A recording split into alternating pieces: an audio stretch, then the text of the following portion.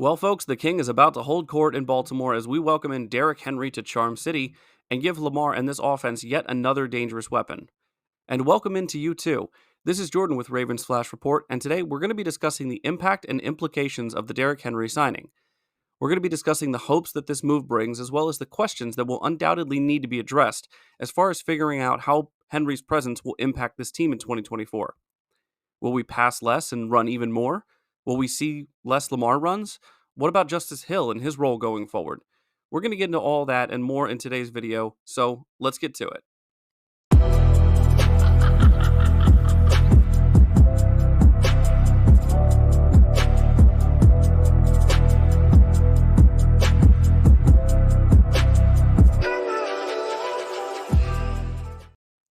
So let's get the contract numbers out of the way first.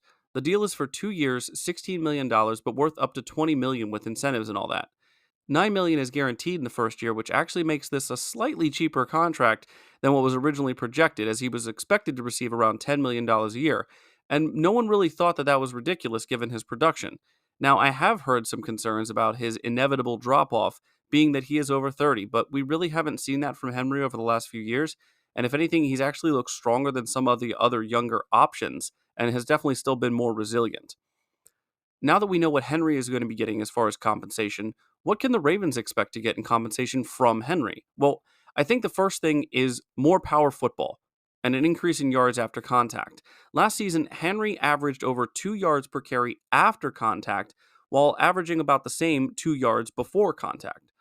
Now, the exciting part about that is that the Ravens led the league in yards before contact last year at 3.1 yards, but only averaged 1.8 yards after contact.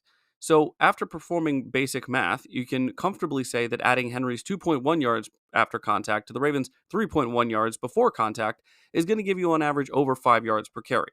Now, that's an average, but that 5.2 yard average is over a yard higher than Gus Edwards from last year, who was averaging 2.3 before contact and only 1.8 after contact for a total yardage of 4.1 yards per carry.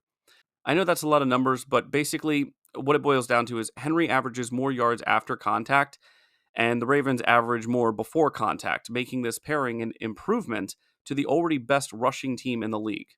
The second thing the Ravens are going to get out of signing Henry is something we mentioned at the top and is possibly a reduction in Lamar designed runs. Now, whether you see this as a good thing or not, it will reduce hits on Lamar, allow more options for play action passing, and make runs by Lamar more efficient. Now, the last one may be wishful thinking by me, but I've always thought that by having threats other than Lamar's legs, that helps Lamar's legs be more threatening, if you follow what I mean.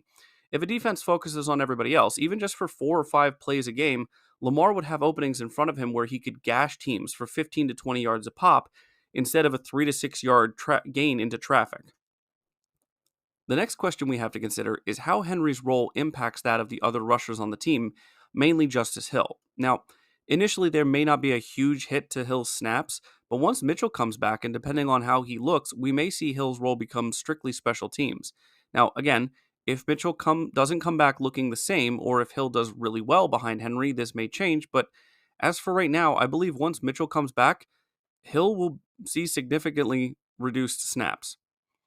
So now let's get into the speculation of how this offense will handle the pass-to-run ratio with the infusion of Derrick Henry.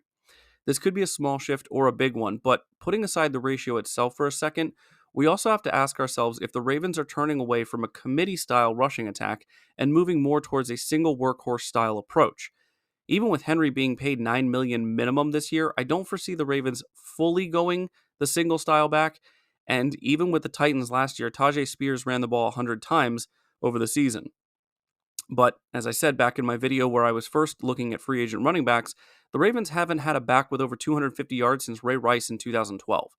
And that being said, from 1996 to 2012, the Ravens have had 10 seasons with a rusher eclipsing 250 attempts, and in all but one of those seasons, they had a 1,000-yard rusher. Granted, this list of 10 has Jamal Lewis on it 5 times and Ray Rice 4 times, but you catch my drift. The Ravens have historically been very productive with a non-committee style backfield. From 1998 to 2012, the Ravens had 11 rushers go over 1,000 yards, and since then, from 2013 to 2023, they've had only 2. Justin Forsett, who had 1,266 yards in 2014, and Mark Ingram, who had 1,018 yards in 2019.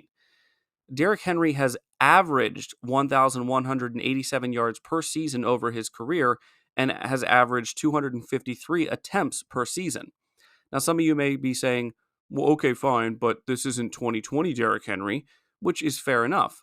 But over the last 3 seasons, he's averaged 1,214 yards and 282 attempts per season. Now, I'm not going to try and convince you that he's getting better with age, but he certainly hasn't fallen off. The reason I bring up the pass to run ratio topic alongside the debate over committee style versus workhorse style is that I believe that the aspects of these are very much related.